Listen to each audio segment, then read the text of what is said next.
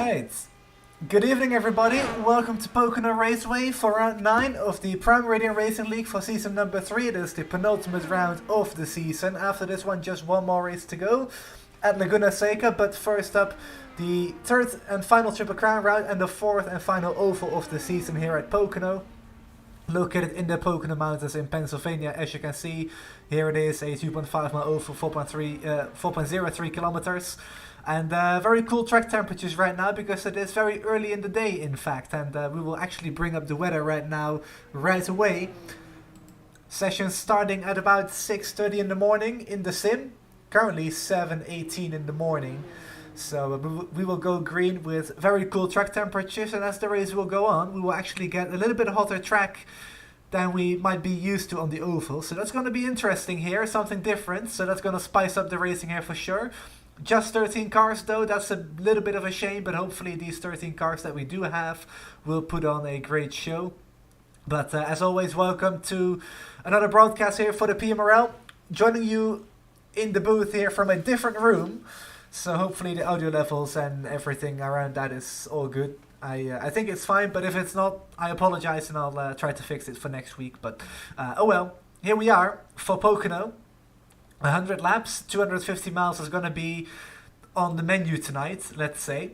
And Pocono always races really well in this car, so look for it to be a very entertaining race, as we have the final few drivers wrapping up qualifying efforts. And it does look like we have another driver in the session now to make it 14 cars. And I believe that was Will Lyon that joined in late there, so good to have him in the field as well. And I do believe that actually Will Lyon is going to be crowned the champion this race, if he isn't already. Let me just quickly confirm my facts there.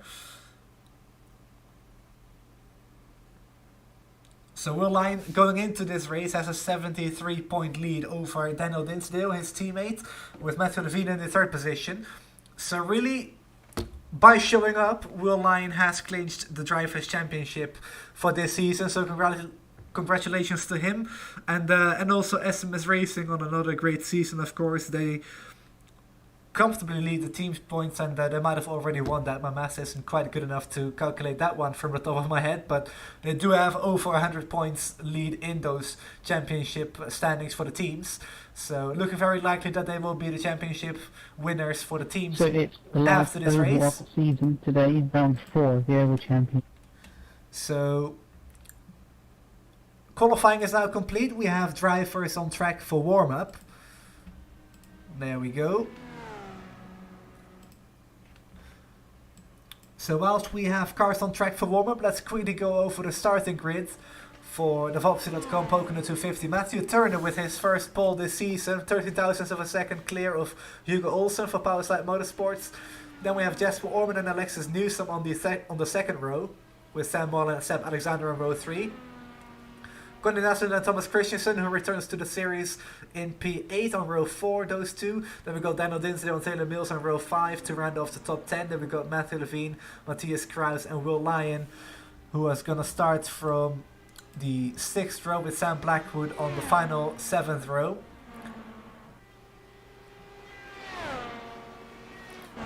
Will on the 6th row, Sam both on the 7th row, sorry. So final oval of the season. We do actually have an oval championship as well for the PMRL. So I'm quickly going to get those up, if I have those available. Turns out I do not. Ah, there it is. So Hugo Olsen leads the oval championship by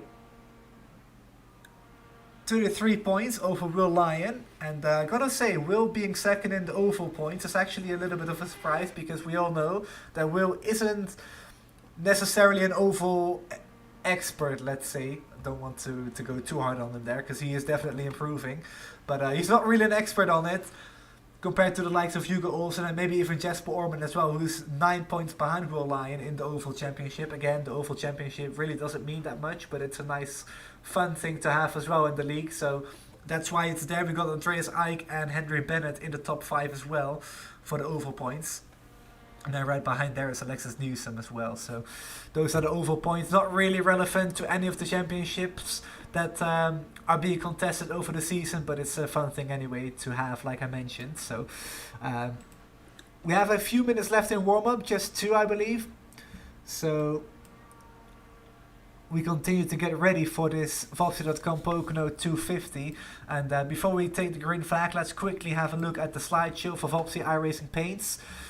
You can check it out on Instagram. Vopsy lowercase iRacing is Vilda1's Instagram handle. You can check her out over on the gram and contact her if you want an iRacing paint job done. Not just for the Indycars, but also plenty of other cars, as you can see on the slideshow.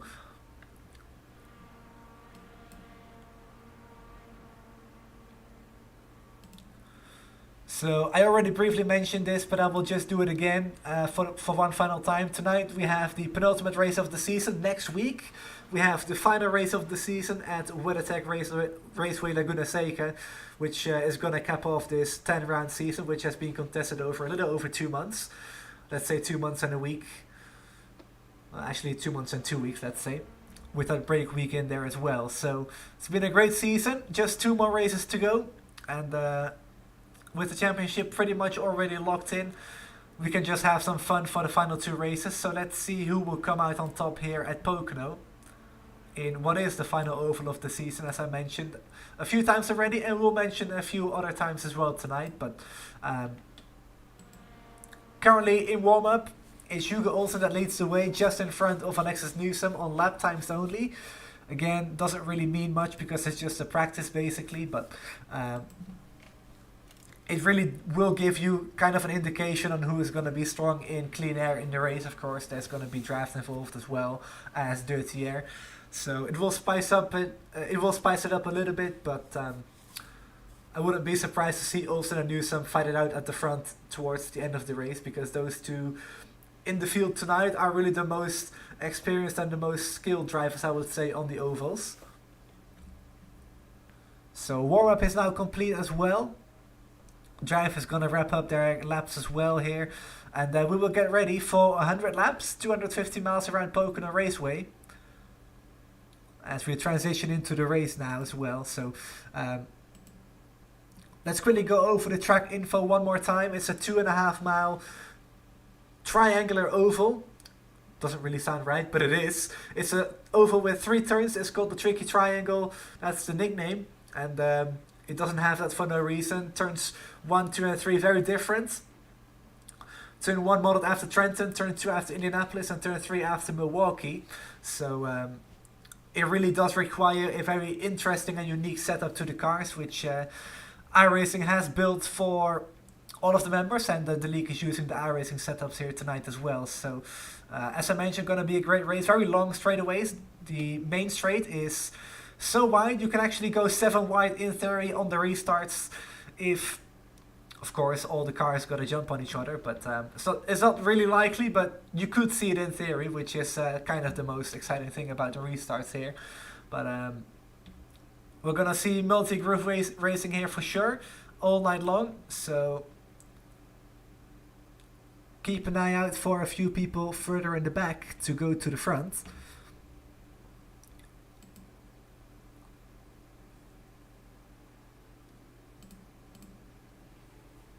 As we have the cars rolling onto the racetrack.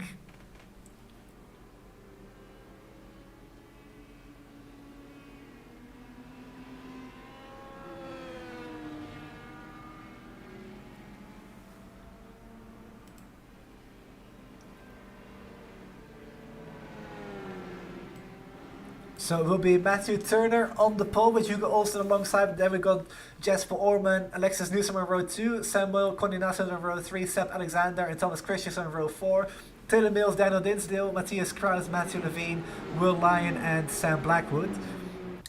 We've got Stefan Crescent in chat. Good evening and greetings from Hockenheim in Germany. Ooh, Hockenheim in Germany, nice. Welcome to the stream, Stefan. Hope you're having a good evening. It's nearing 10 p.m. for us here in Europe. It's a little earlier in the day at Pocono though. There you can see just past 8:30 in the morning.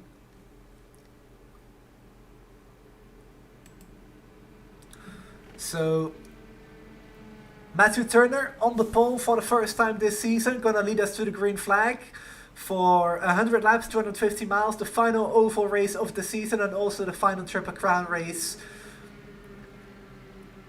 which in this case is 250-mile races on ovals, on Indianapolis and Auto Club as well earlier in the season. But pace car gonna peel off into the pits in just a moment's time, and there it goes.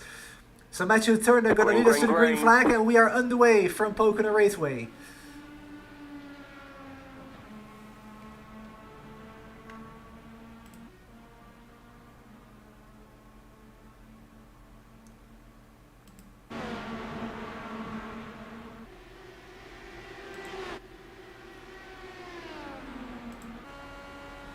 Got Hugo Olsen already under pressure from Jasper Orman, who is on the outside line drafting up. Jasper's going to go high to try and look for the clean air, and Hugo has to lift off with the dirty air from Matthew Turner, so move Jasper Orman up into second position. As we go into turn 3 at the end of lap number 1, we have a few shuffles for positions in the back as we have the first caution out on the track as well. And I do believe that is for Daniel Dinsdale, as he is dropping down the timing screens very rapidly. And yes, it is, and already suspension damage on the right side of Dinsdale's car. So second in the championship, not really going to be a great night for him, as he's already got suspension damage. So I would say count him out for a solid top 10 result, provided drivers don't crash out later on in the race. But I think Daniel's day is done pretty much. It's going to be a very long pit stop here to get that car fixed. And Daniel's gonna drop right to the back. Will Lyon also in the pits, I believe, or did he blink out for a second? I think he actually blinked out. Yes, he did. So Will struggling for some connection here, but let's have a look if we can to try and find where Dinsdale had an issue. Hello, can we find it? Here we go. Let's go on board here. So they go 3 wide just up in front, with Connie Nasser there in the middle. Then on the outside line, Connie pushes up and actually tags Dinsdale, who then loses control because of the contact and slides right into the wall. Not much Daniel really could have done there in that case. Let's see if we can find another angle here from the blimp maybe and then slow it down. Actually, we'll go chopper here on this one, just a little bit of a closer angle. So I believe that's Taylor Mills on the inside with Connie Nasser in the middle. Then we got Dinsdale coming up on the outside with a huge run behind Thomas Christensen. I'm pretty sure that is. Going into turn 2 now. This one modeled after Indianapolis, of course. Dinsdale on the outside line. There you can see Connie on the left. Pushes up the track because of the dirty air of the car in front of him. And then Dinsdale, who leaves plenty of space, just gets clipped from the rear by Connie, and yeah, as I mentioned, goes into the wall there. So unfortunate for Daniel, not much he could have really done there in that case. And he will go down a lap, I believe. Actually, he didn't. He's still on the lead lap. He went back out on track, took the required repairs, went back into the pits now here to get the optionals done. So this is interesting. It's actually something that you can do in iRacing. You can actually take the required repairs, which is usually around a minute or 2. But because you're running under caution, the lap times are so much longer. You can actually get away with doing that and still stay on the lead lap. So that's what Daniel's doing here, getting the damage repaired. And then going back into the pits again after he did an outlap there to see if the car was actually drivable, which it does seem like it was because he drove it around the track completely. So getting now the optional repairs done. So hopefully for Daniel he can rejoin the action here shortly. So from the pole, Matthew Turner still leads.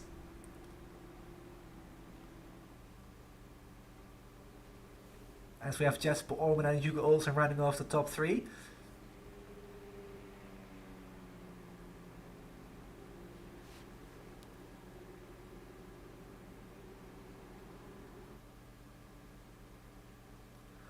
So pace car lights are still on, so we're going to get one more lap of pacing.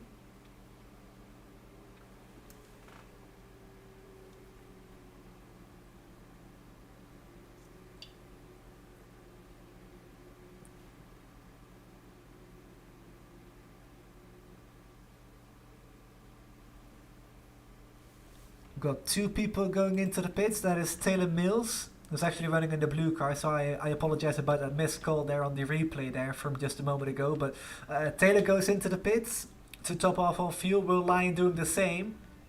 So those two are gonna try to go a little bit longer. I do believe the fuel capacity for this race specifically is still at 100%. I do know that they were experimenting with a few different levels earlier in the season, but I think it is still 100 now. So a full fuel tank will get you around 30 laps into the race.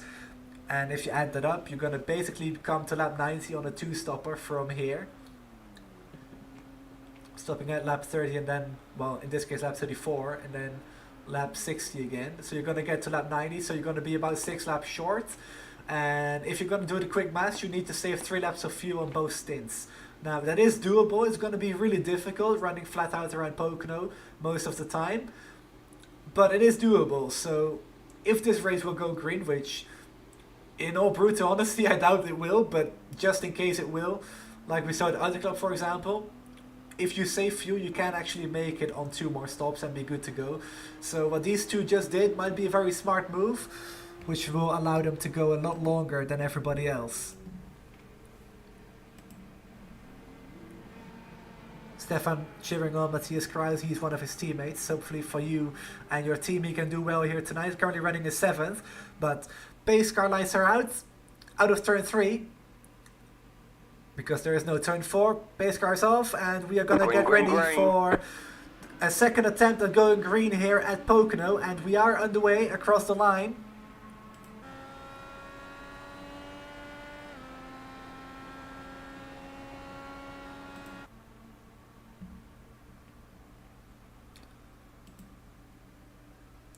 As we see Hugo Olsen and Jesper Orman battling for P2 going into turn 1, and then Orman with a nice run off of turn 2 pulls well clear of Hugo again.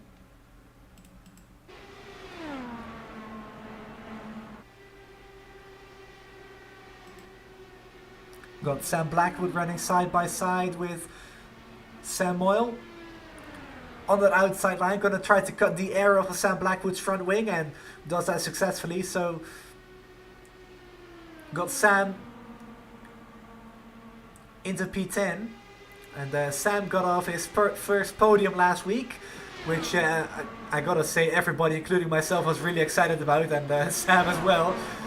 Completely over the moon with that result. Gonna try to do it again here tonight. Still running side by side with Sam Moyle down the backstretch into turn 2.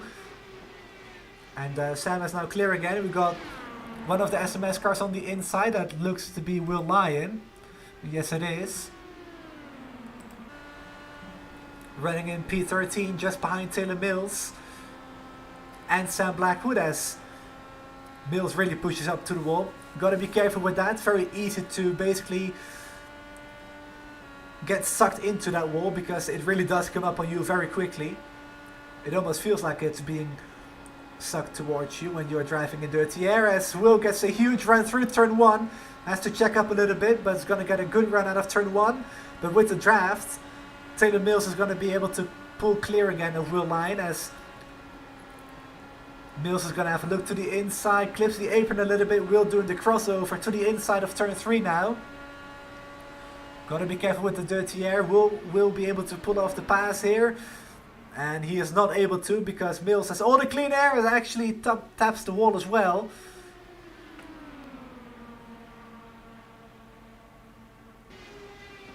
Don't think she did, but certainly looks really close on that one. But Sam still...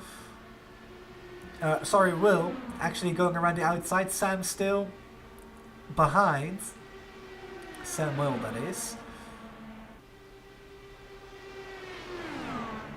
As Taylor goes to the inside of Sam, almost more contact in turn 2. We saw that on the opening lap with Dinsdale and Naslund there, but this time it's all clean.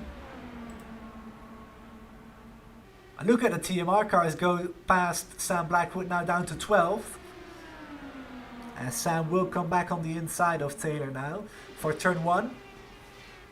And we're going to go 3 wide with Will Lyon on the inside. I don't think he's got much to lose anymore. As Will really has to lift off the throttle there to not hit Taylor Mills' car. But It's all good. Sam dropping to 13th now again as Will Line also moves by. And Daniel Dinsdale, not running too far behind, but I do think he is down on speed a little bit. So if he can stay in the draft, he might be just fine. If not, he's going to be in a lot of trouble. As we go further in the midfield, further up the field compared to Daniel. Those two also going at it for position. Matthew Levine and Matthias Kraus, not Philip Kraus, he races in Lionheart.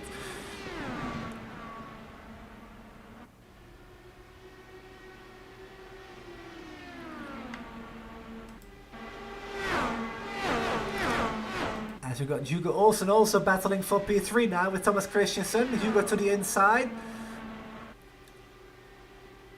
Almost looked like he was going to make the move stick here out of turn 2, but he wasn't able to. And then Hugo on the inside with the shortened distance isn't able to pull by because Thomas just has so much more momentum on the outside line. Because you open up the corner so much by running that outside line, you can actually take a lot more speed on the front stretch. In clean air is not necessarily the fastest line, but when you're running side by side or in traffic in general, the outside line really does overpower that inside one, as Thomas just showed perfectly right there.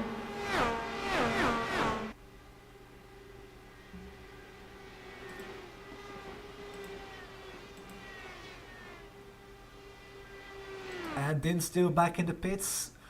Not sure if this is a scheduled stop or getting more damage repaired, but 11 laps in. Starting lap 12 here in just a second. There we go. It's Matthew Turner still in the lead from Jasper Orman, but Jasper just running behind, and I think Jasper's actually saving a little bit of fuel here. Trying to go as long as possible on this.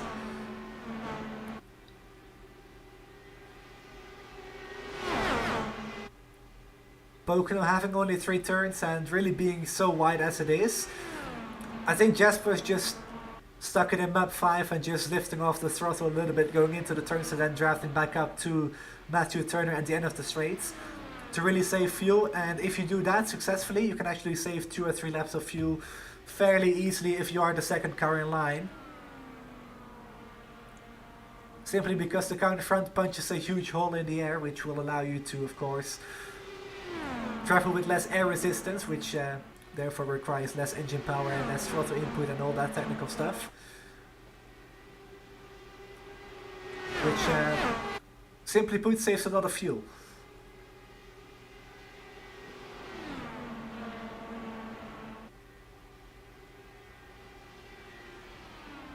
So Dinsdale goes down 2 laps, 12 cars still running on the lead lap. And getting message that Taylor Mills is out. Not sure what happened to Taylor. Let's have a quick look if we can find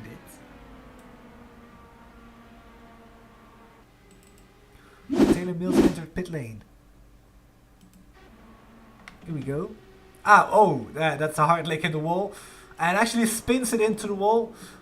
And damages the left front suspension. And that is for sure going to be day done for Taylor Mills. And that one looked really interesting. It's right in the dirty area. That's why.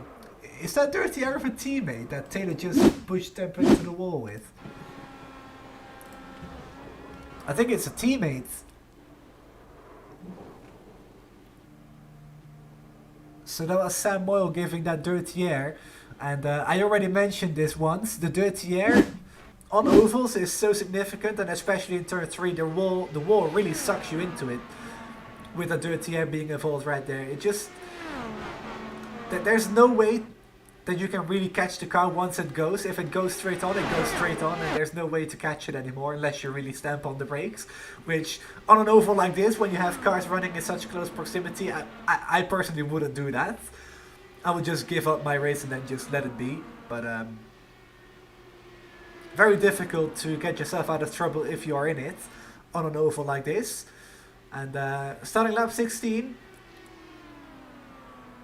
Thomas Christensen got by Hugo Olsen a few laps ago, and Hugo Olsen is now half a second behind the top 3, so the top 3 are really pulling away from the rest of the field at the moment.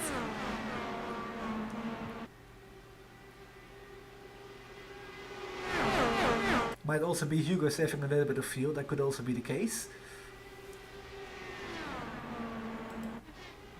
As we have Sam Moyle and Sam Blackwood still running side by side, battling for P11. Sam on the out... sorry, yes. Got two Sams battling for position, that's why I got confused. So Sam Moyle on the outside line gets by Sam Blackwood, who seems to be struggling a little bit with understeer on Indycar. So maybe a little bit too little weight checker maybe, or having some suspension damage on the right front could also be, but as I say that, Sam goes right back to the inside again, so not really sure why these two are so far off the pace, because they were just running with Will Lyon in that group of cars not too long ago. But as you can see, clearly losing quite a lot of time in the last few laps. The gap is now up to 2 seconds almost to Will Lyon. Let's pick up Alexis Newsom for a second. She won at Iowa earlier in the season, the second race of the year. Raced at Auto Club Speedway again, and I believe hasn't raced any of the other races on the road courses. So Alexis very much part-time, but definitely got the experience and skill level that you need on an oval to really move to the front, and she's showing it as she gets around Seb Alexander into the top 5 again. Now chasing down Hugo Olsen.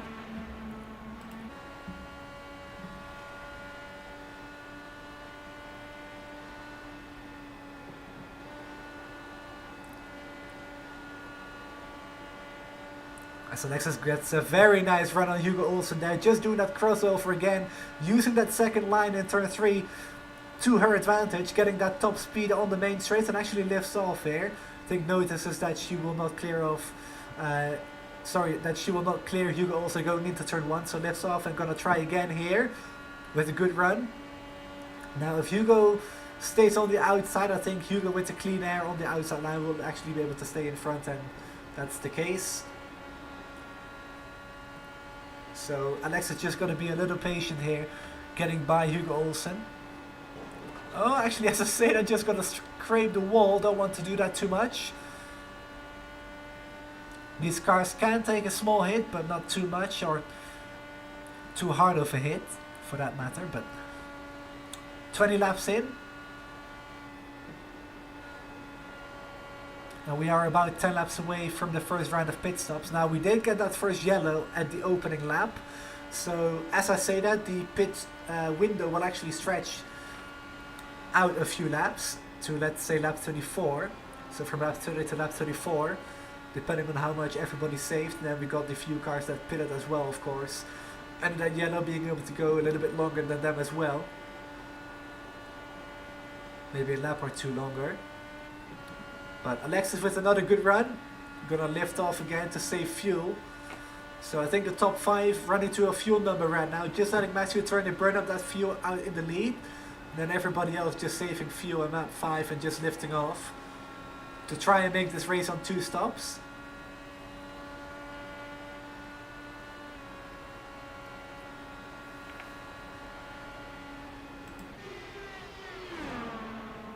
And Seb Alexander right behind Alexis Newsom too in P6. Of course, Alexis just got around Seb a few laps ago. And these 6 all running very closely together. Then we've got about a 4/10 gap to Matthias Kraus.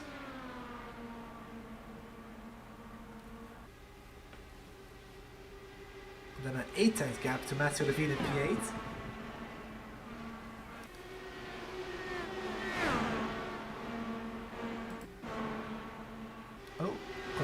Making a move on Will Lyon, I believe that was. Or Will trying to make a move on Connie and it didn't work. Either way, those two battling for position. Battle for P9, this is on track.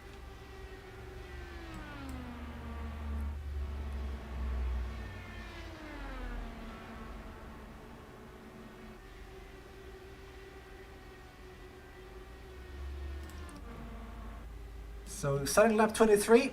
Matthew Turner started from the pole, has led every step of the way so far. Of course, we are not even a quarter of the way into this race yet, but it's looking very good for Matthew at the moment.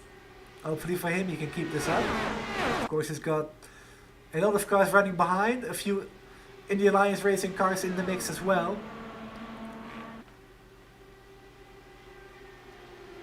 I was about to say 3 Indy Alliance racing cars, but Alexis Newsom is with i5G now. Of course, we've got Hugo also for Power Slide in there as well, so...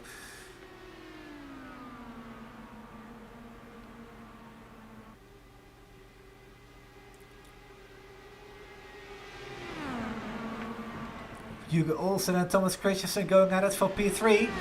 Thomas on the outside line, pulls clear again. And now with Hugo trying to make a move on Thomas, Alexis is actually able to now get a run as well on Hugo and get by on the back straight into turn 2. So Alexis Newsom up into P4.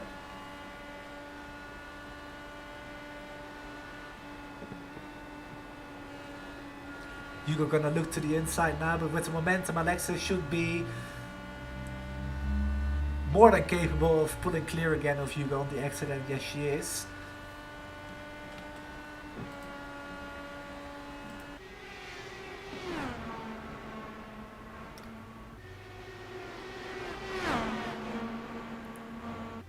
Also something worth mentioning right now, Thomas Christensen, the biggest mover at the moment, up 5 positions into P3. And Matthias Kruis is also up 5 positions from the start, but we'll count biggest mover from the driver running highest in the order. Sam Blackwood has also gone into the pits. And his car doesn't seem to have any engine power, so I think Sam's day is done. Let's see if we can find anything that happened to Sam. Here we go.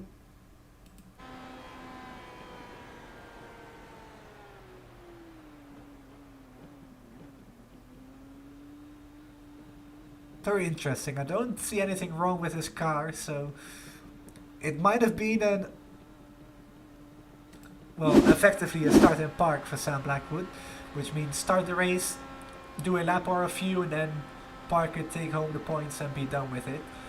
Now, I know from the pre-race stuff that Sam wasn't necessarily excited to get going here tonight, so I think that's very much what happened, that he just parked the car and called it a day. Might still be celebrating his podium last week, I don't know.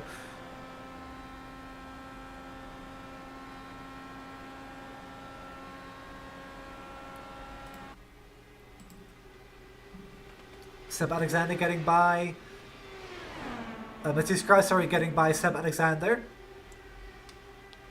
Into P6 now for Matthias, so he's on the climb up 6 positions now from the start.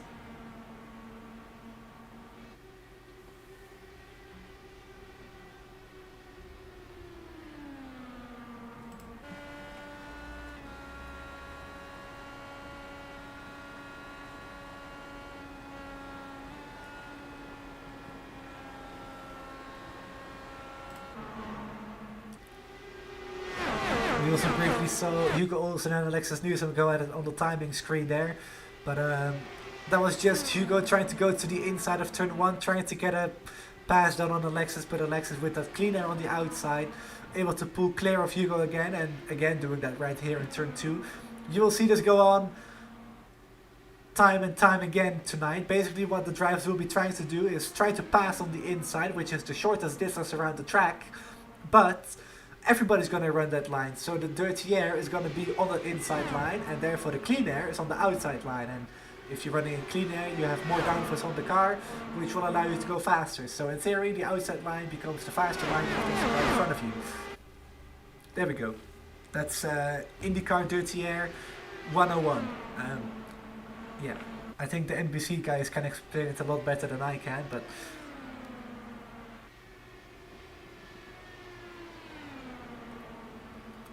as long as the explanation is effective, it's so good.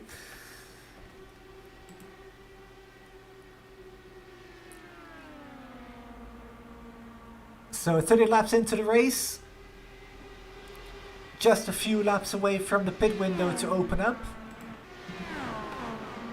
For that 2-stop strategy, I think everybody's gonna save fuel to that number. And actually, as we say that, let's quickly go on board here with Jasper Orman and listen how much Jasper is lifting. If he is at all, maybe he's not.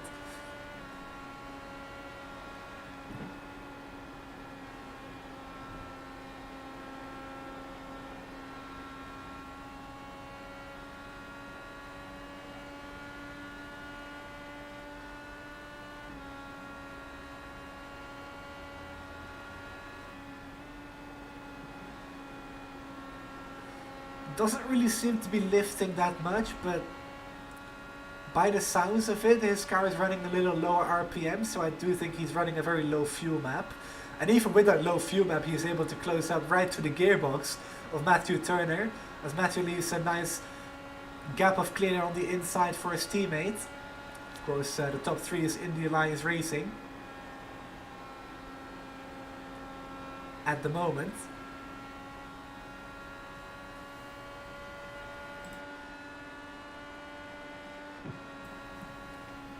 And there we go, that's a big lift. So Jasper definitely saving a lot of fuel, trying to go as long as possible to make this a 2-stop race.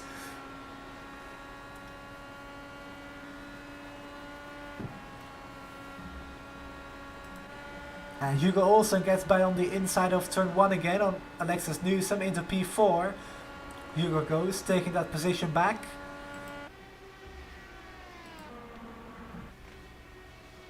There he is. And Hugo actually won at Indianapolis this season earlier, the second Triple Crown round. Of course, Audi Club was won by Sheriff van der Sloot.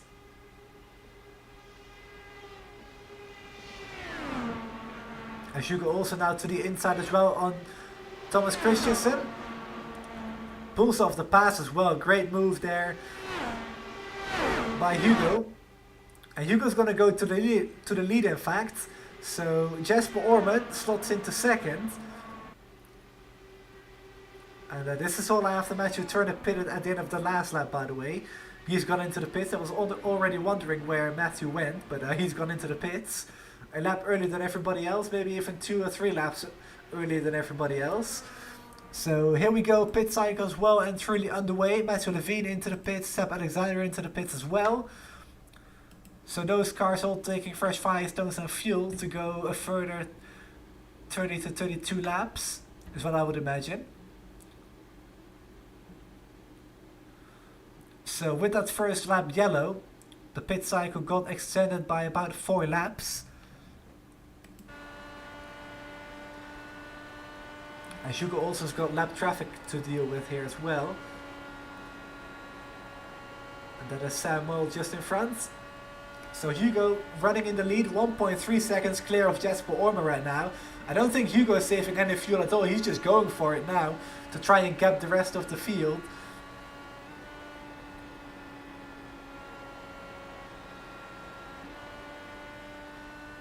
All the way down to 4th gear on the exit of turn 1. I was about to say turn 2, but we're coming up to turn 2 now.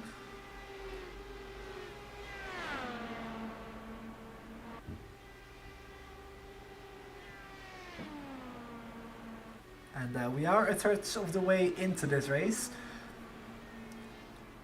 So like I said, this race is on track for a 2-stop race from here, at least for the front runners now. And Hugo also with great fuel mileage, by the way, it has to be said.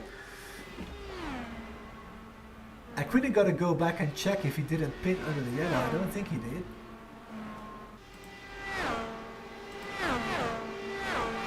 And he did not. The top 4 yet to pit. Then we got Will Lyon in 5th, who pitted at the end of lap 3, so he topped off on fuel earlier. Then we got Connie Naslund, who stayed out as well. He hasn't pitted yet. So 5 of 6 cars in the top 6 didn't pit yet, and that's going to change very quickly now. Hugo Olsen into the pits. So Christensen, Orman and Newsom going to stay out.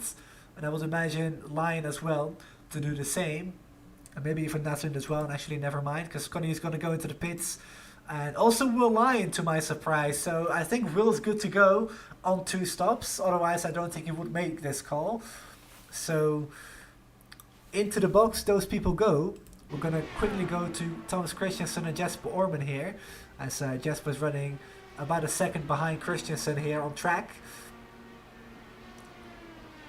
So those 2 IAR cars gonna peel off into the pits, I would assume this lap as well, and Christensen for sure does as he locks up the brakes into the pits. And also Orman and Newsom gonna follow them 2 in. As Alexis's car Smoking? Oh dear. What happened to Alexis Newsom? Smoke from the car? Is that an engine failure in iRacing? I've never seen that before. As Alexis creeps into those pit stalls. And I don't know what happened to Alexis Newsom, but it must have been an engine failure because the smoke wasn't white, so it wasn't tire smoke. I think we're looking at a mechanical failure here. Very rare in iRacing. I do know they exist, but I've never seen one in person before. So Alexis crawls into the box, and I think it's day done for Alexis Newsom here after 38 laps of racing here at Pocono, and she is out of the Vopster.com Pocono 250, and that's very disappointing for her for sure. But let's go back to the front. Hugo also leads by 1.4 seconds over Matthew Turner.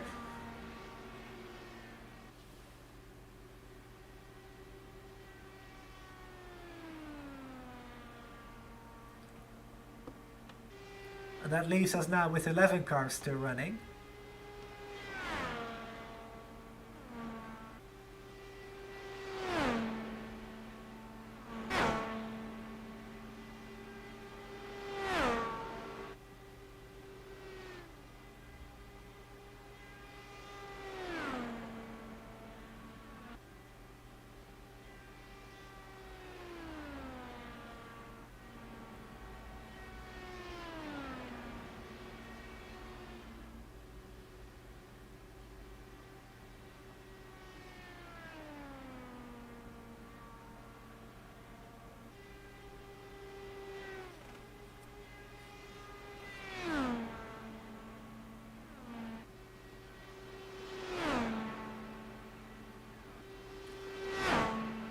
Certainly doesn't look like Hugo Olsen is saving any fuel. He is going for it, about to pull a 2-second gap over Matthew Turner here in just a moment.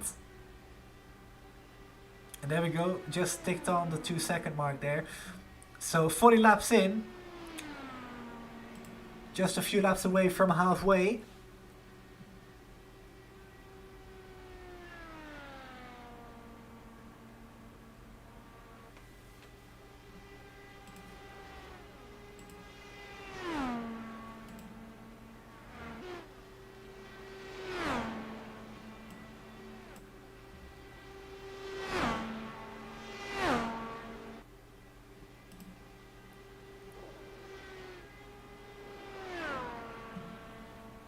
As we get the track map up as well.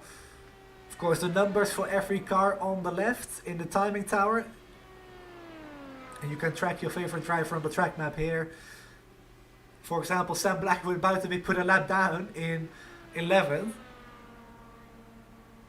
Now, I do think Sam is damaged, but either way, going into turn 1 here, Hugo Olsen in the 39 right behind. Then we got the 53 of Thomas Christensen, and then so on and so forth. So that's where all the drivers are on track, and gotta say, Conor Nassen in no man's land right now on the front straight.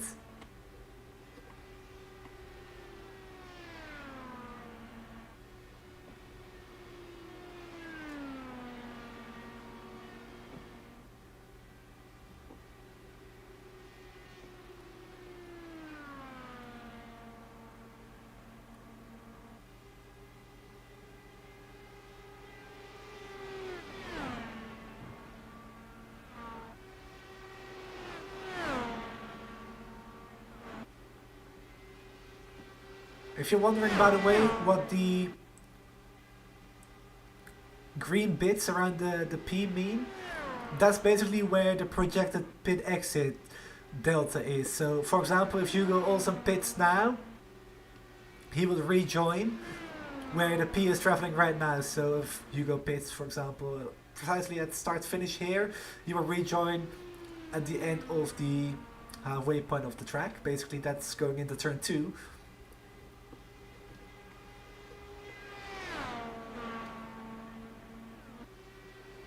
Of course, this being a 2.5 mile over, you don't actually lose a lap if you pit from the lead group, of course. If you're running on the tail end of the lead lap, you will go down a lap, but that speaks for itself, obviously. But Hugo right now still pulling away. 2.3 seconds now is the advantage. Not really seeing any moves happening right now though. Everybody just running in line. I guess making a fuel number. Protecting the tires, protecting everything really, not just going for it. Everybody taking good care of their equipment. As we approach the halfway point in the Vopsi.com Pocono 250, before we do hit that halfway mark, let's quickly go over the slideshow one more time. This is Vopsi iRacing Paints, the race sponsor and also PMRL sponsor. You can check Vilda's Instagram page out, Vopsi lowercase iRacing. And there's also a link in the description, by the way, to her Instagram page. And Vilda does great paints for not just Indycars, but also plenty of other cars, including GT3 cars and many more. So there you go. Check it out.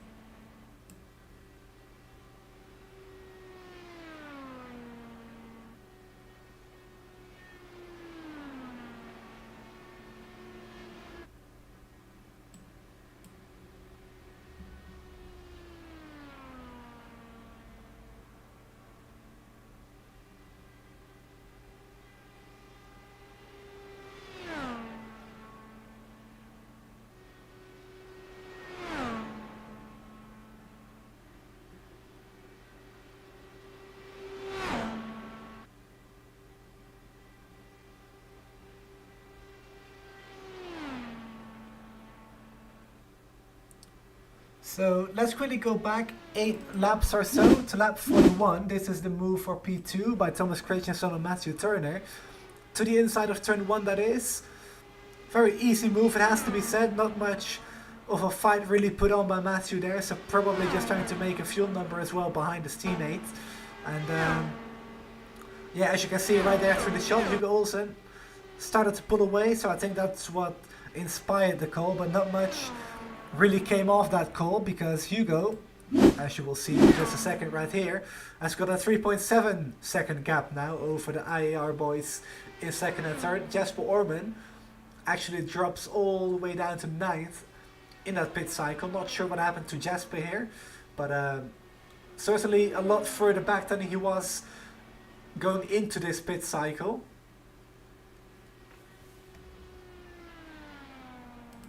As now Matthew Turner got back around.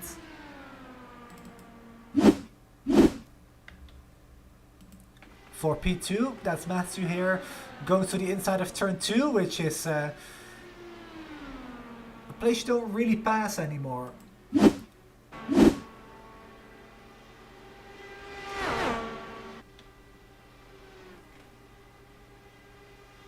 Now these two are gonna battle for position as we are halfway into this race.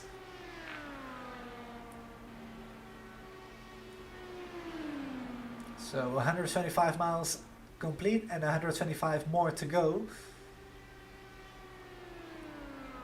A little less now that we are on lap 52 and not 50 anymore, but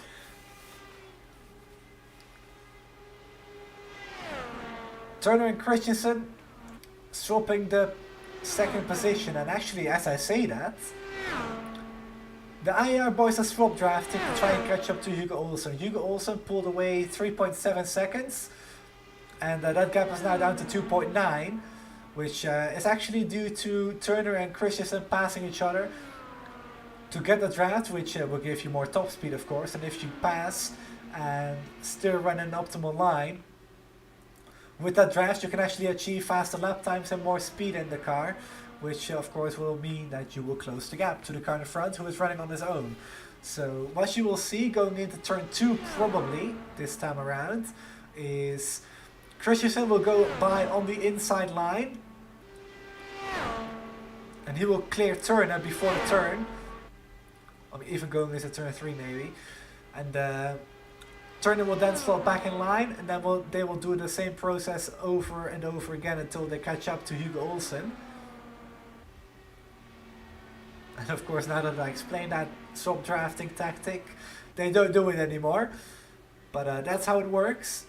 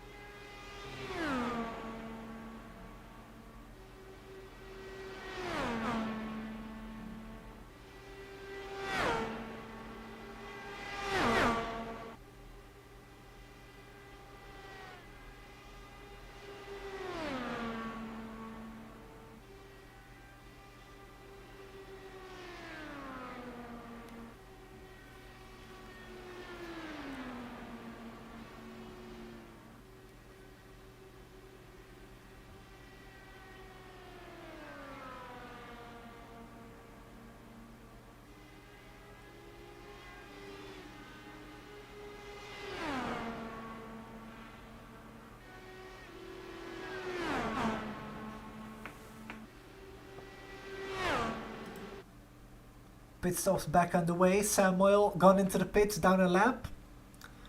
Alexis Newsom, of course, we already covered. Her day is done. Sam Blackwood is actually back out on track again. I don't know if I pointed on that already, but I thought he called it a day. Clearly not.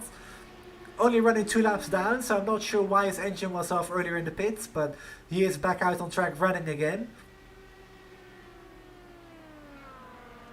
Albeit 2 laps down in now P10, as he gets by Sam Moyle, who's also in the pits with damage, I believe. Because Sam's not moving at all, so...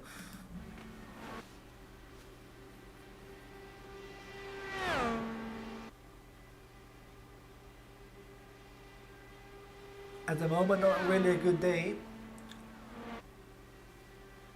for TMR, as Taylor Mills is already out, and also Sam Moyle appears to be out.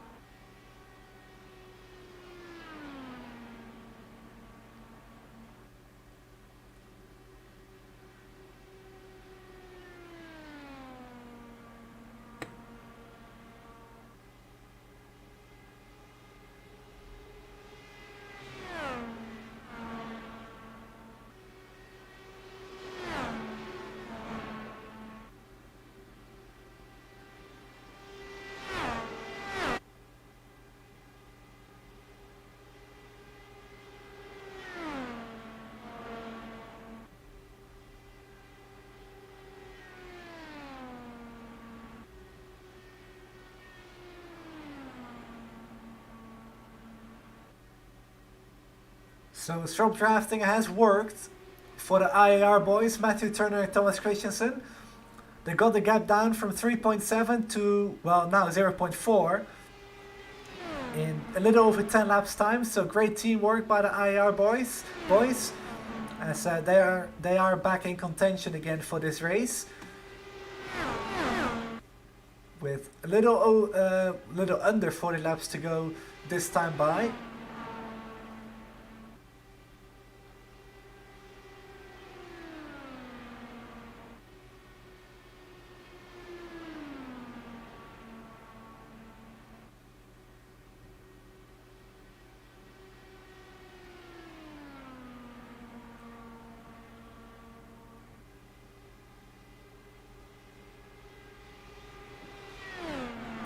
So with Samuel going 2 laps down, we have just 9 cars running on that lead lap, and Connie Naslund is going to be the next one to be put a lap down. Connie running about 10 seconds in front of the leaders. Not in a good way, of course.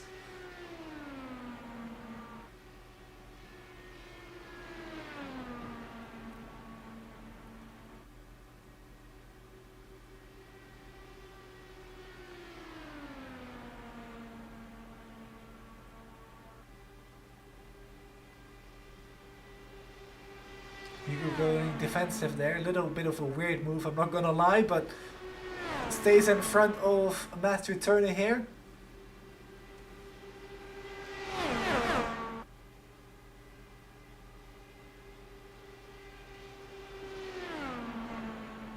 Stefan, trust me, I've been racing around this place so many times, and I still didn't find turn 4 either. I remember when I first started racing around this track, I was still actually saying turn 4 instead of turn 3.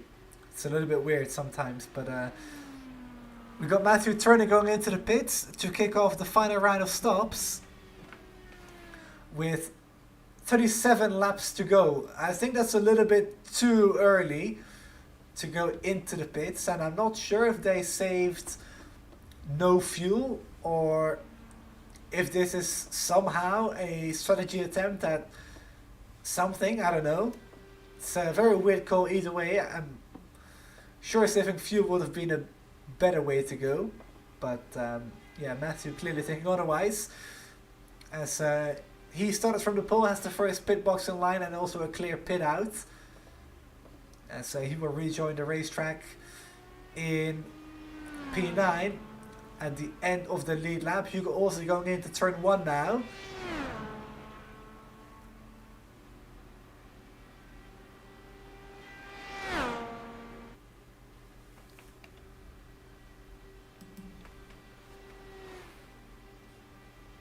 Let's see which one of these two is going to be the next one to pull off. Seb Alexander and Mathieu Levine off your screens into the pits as well.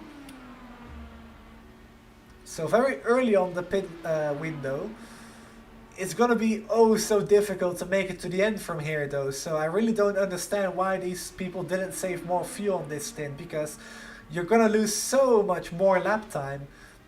If you pit one more time, you're almost going to lose a lap. It's about 5-6 seconds less than a lap that you're going to lose. So let's quickly grab the last lap times. Basically, you're going to lose 35 seconds on a pit stop. It's simply not worth pitting one more time versus saving fuel. Yes, it does take you out of contention for a position, perhaps, but it gains you so much more time overall on your race that it's really a no-brainer. It's something that you have to do. So I gotta admit, I'm really surprised and a little bit, I wouldn't say disappointed, but for sure very surprised that I didn't save more fuel on this stint. But Hugo Olsen and Thomas Christensen now involved in some lap traffic.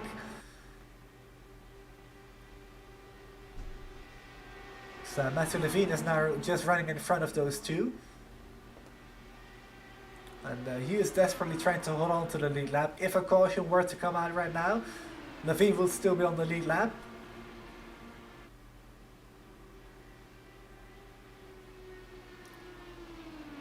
As Matthias Kraus goes into the pits as well as Connie Naslund now, I believe it is. And Connie's also gone into the pits, yes, that's right. So lap 67. I will say the next lap, lap 68, the pit window opens to make it to the end without having to save that much fuel. If you want to make it to the end without saving anything, lap 70, 71 is the way to go. Ideally lap 71, so you have to be, so you can be completely certain on that you can make it. Of course, you aren't quite sure on lap 70 if you can. You need to save a little bit. It's roughly a 30 lap fuel window.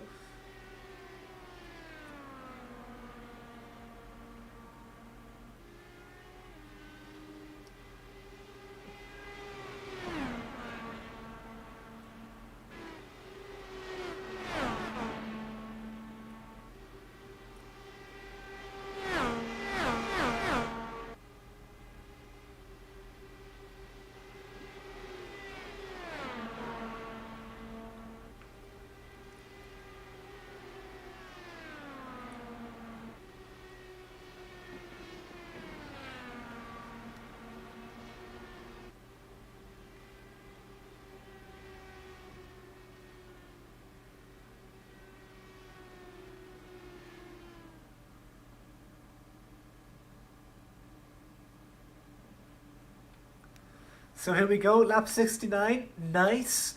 Hugo Olsen and Matthew Turner into the pits for the final time, hopefully for them tonight. You can make it to the end from here with a little bit of fuel savings, so I don't think there's very much to worry about for those two. Just chucking them up 5, 4, I would say 3, 4 laps, and then you can go to the end without having to save anything from that point onwards. But that will leave Thomas Christensen out in the lead, in front of Will Lyon, who topped off at the end of lap 3, remember, under the first yellow, so he will actually be able to go a little bit longer than everybody else in general. So he will certainly be good to go on that, well, from then on 2-stopper. It's a 3-stopper if you look at the statistics at the end of the race, but really it's a 2-stopper. As Turner goes on the inside of Sam Moyle to put another lap on her. On him, sorry. I was looking at Taylor Mills there in 14th position for a second. I apologize, but Turner in front of Will Lyon again. As Will, Orman and Christensen also go into the pits. So those three coming down into the pits for their final stops.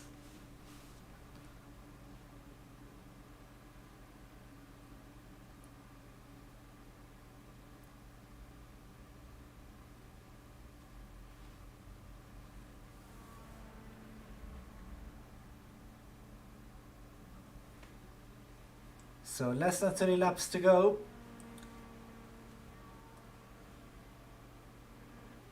Everybody that does pit now should be good to go to the end. No questions about it. So it's going to be a race to the finish from here on.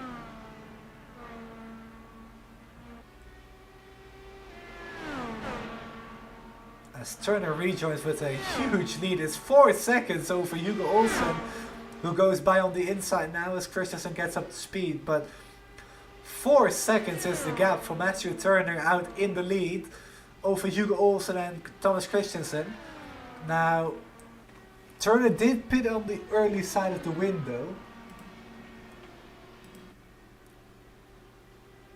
6 laps earlier than Hugo Olsen, so I do not think that Turner is able to make it to the end.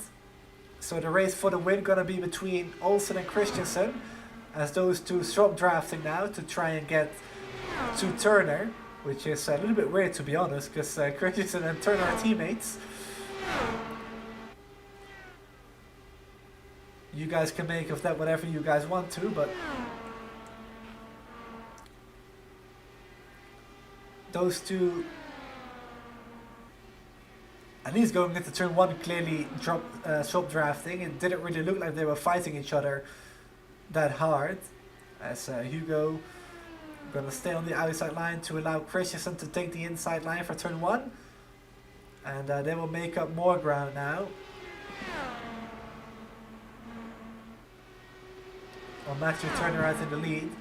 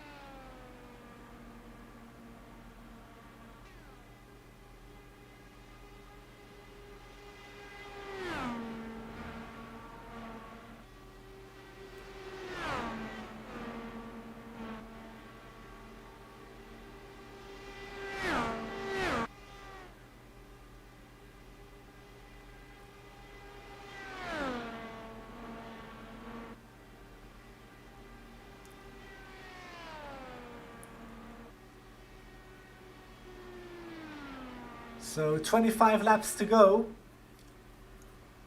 And Thomas Christensen isn't really closing in on his teammate at all. The gap is actually growing again to 4.55 now. So the gap did get down a little bit when Christensen was actually racing with Olsen. But Olsen dropping back quite a lot now. It's about a 8-tenth gap that Christensen has over Olsen right now. So I thought they were working together earlier on. But clearly that is not the case. Well, it didn't really look like it. But 4.5 is the gap between Turner and Christensen. Olsen is 7 tenths behind Christensen in third. We got Will Lyon and Matthew Levine for the SMS Racing team. And of course, by showing up, Will Lyon already crowned champion here in the series this season. Got SMS also the team's championship winners by a long shot going into this event as well. With those two showing up to the race itself. We got Dinstill also in the race, by the way, but not really the day that he had hoped for. Down in 13th, down 66 laps at the moment.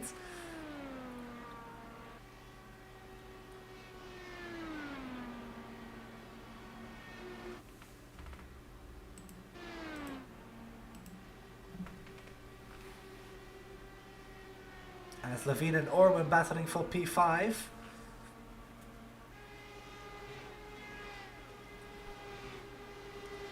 Matthew gonna go all the way around in turn 1, get that good run out of turn 1, and will clear Jasper Orman on the run up to turn 2.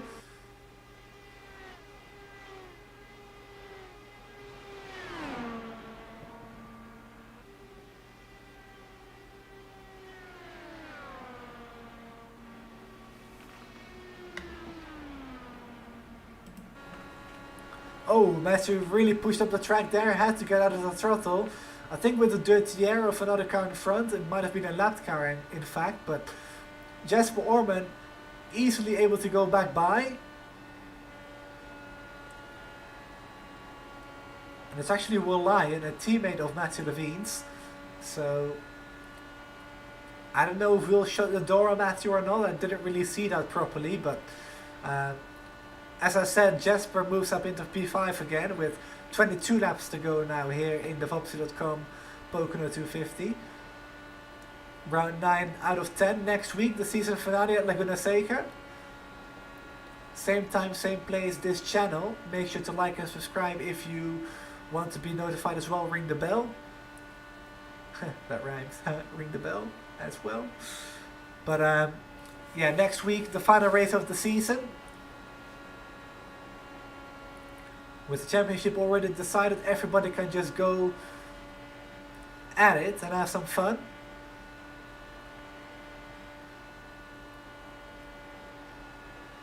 And why not throw some chaos in there as well? I broadcasted another league's race at Laguna Seca a few months ago. Safe to say that race was very chaotic. It was actually last year already. How time flies, but 20 laps to go now this time by for Matthew Turner.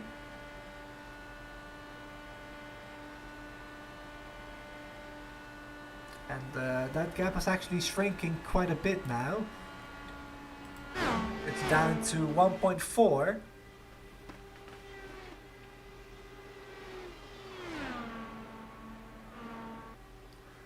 So I think Matthew desperately trying to make that fuel number, but I don't think it's going to work.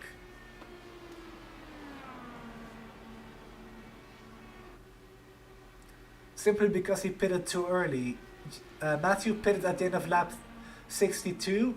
Then we got Christensen who pitted at the end of, let me quickly check, lap 70. Then we got Hugo Olsen who pitted at 68. Then 69 for, for Hugo Olsen and Will Lyon.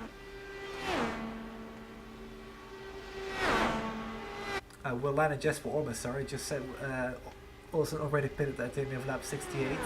So either way, my point is that Turner pitted on the far early side of the window.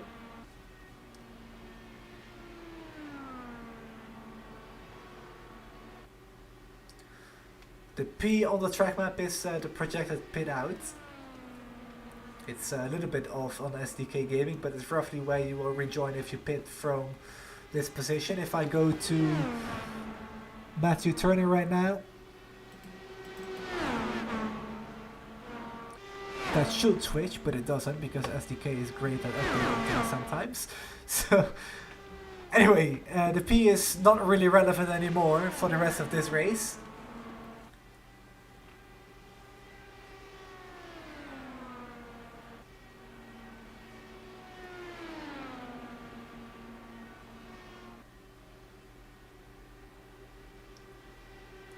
So if Matthew pits with a few laps to go, he will rejoin in P7, which will still be on the lead laps. Whereas if there is a late yellow, it might still work out. But for the moment, though, Thomas Christensen to the race lead with 17 laps to go.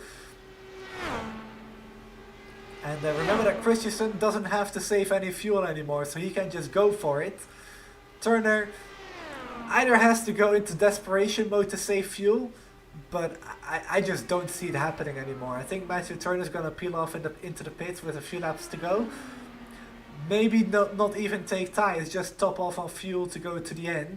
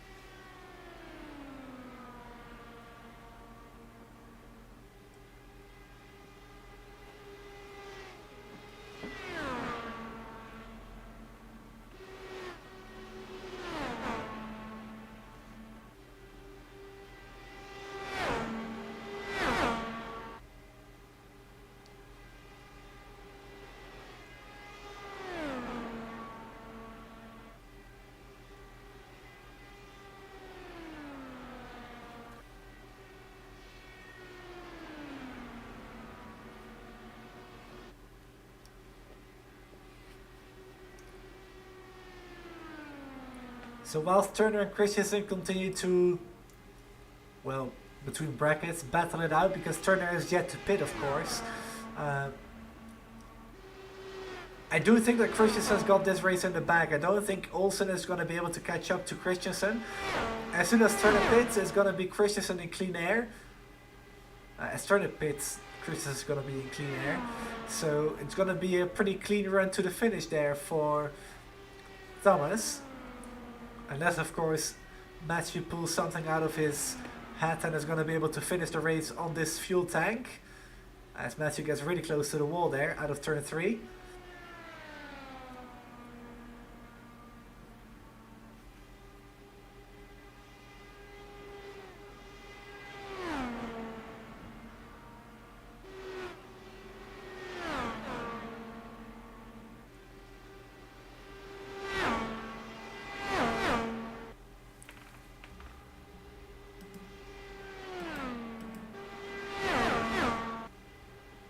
Got Levine also battling with Matthias Kraus for P6. Those two have been running together for a few laps already as well, so this battle for position certainly isn't over yet as well.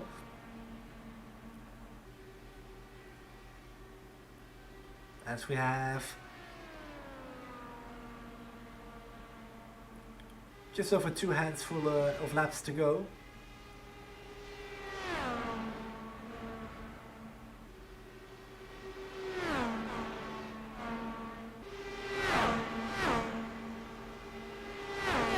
I think a badooms is appropriate for that one.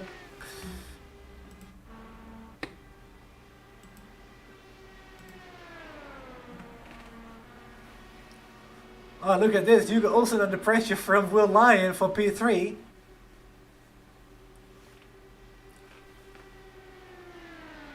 Final spot on the podium up for grabs between these two.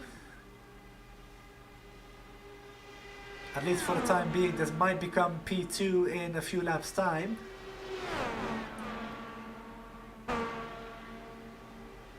I really just don't see Matthew Turner being able to do 38 laps on this fuel tank though, so I think this is the battle for P2. And Jesper Orman right in that mix as well, as he actually got really close to the wall. Wheel to the outside line for turn 3. Gonna get a good run out of turn 3 here onto the front straight.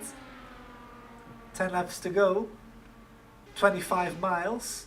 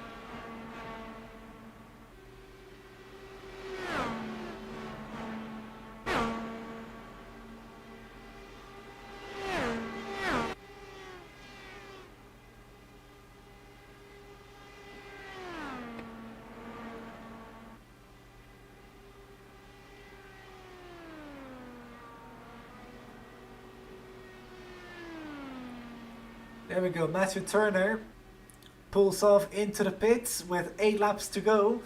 That's going to hand the lead over to Thomas Christensen, who has a 3.4 second lead with 8 laps to go. I don't think he's going to give that away very easily. So Hugo Olsen moves into second with Will Lyon in third. That's the podium at the moment. Jesper Orban and Matthias Kraus round off the top 5. With, Matthew Turner currently running in 6th, but he's going to drop down a little bit further. We've got Matthew Levine then moving up into 6th.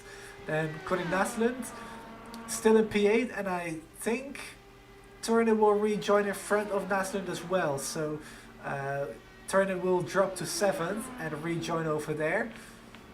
Still going to be a solid points finish, but yeah, I'm sure that Turner hoped for more.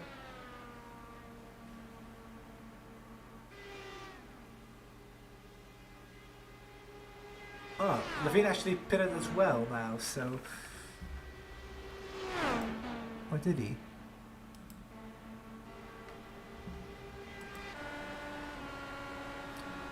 A little weird, but Orman moves by. Will Lyon to move into the top 3 now. So it's a double IAR podium at the moment. Not sure if it's going to be a 1-2 or not. It doesn't look very likely. As Turner gets around Matthias Kraus, who pulls off into the pits. With only 6 laps to go. And luckily, with the small field size and also a lot of drivers running a lap down, if you pit, if you can't make it to the end, you're not going to lose as much as you will maybe lose in a full field of say 30 cars or running on the lead lap.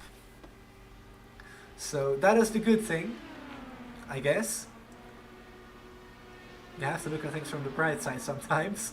So instead of finishing P13 or whatever, you're going to finish P7 still if you pit from P5 on the lead lap.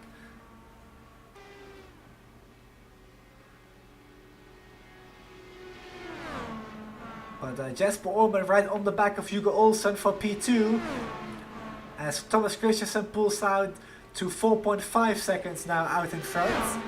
As Hugo Olsen on the outside line of Jesper Orman. I thought Olsen would clear him, but he didn't going into turn 2. Orman gonna do the Will Power move to the inside here in 2017, I think it was. All the way down to the inside line.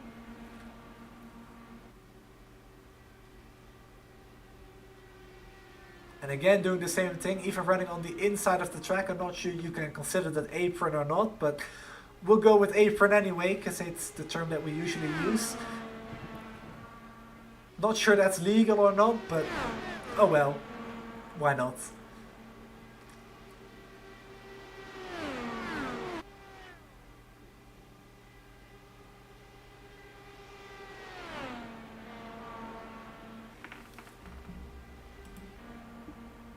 Also got Matthias Kraus running side by side with Mathieu Levine.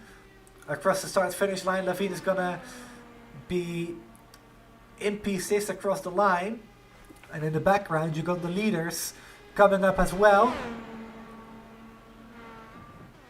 As Kraus is gonna try to do the cutback here, but we'll go back to the leaders and follow them as this race is gonna complete. So Orman slots into second, Hugo Olsen down to third for the time being. But will he be able to come back and reclaim P2 before the end of the race? Time will tell. So go through turns 2 and now into 3 again for the 97th time. Here we go, 2 laps to go. All the way down to the pit wall again, trying to break that draft. As Kraus got in front of Levine in the meantime.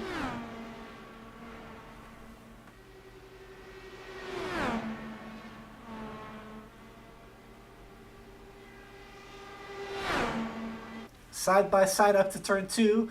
And again, it's Orman edging a nose in front going into turn 2.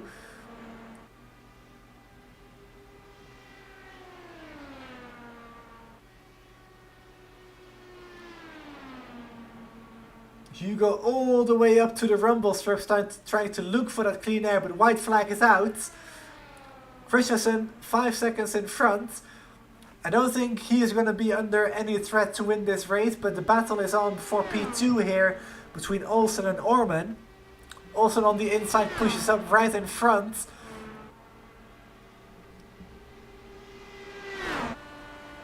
And here we go, Orman right back to the inside into P2.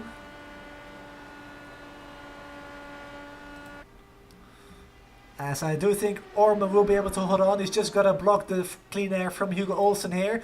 But out of turn 3, Thomas Christensen returns to the PMRL in style. He will go to victory lane after 100 amazing laps of racing here at Pocono. Jesper Orman holds off Hugo Olsen for P2, with Olsen finishing third. Then we got Will Lyon, the champion for this season as well.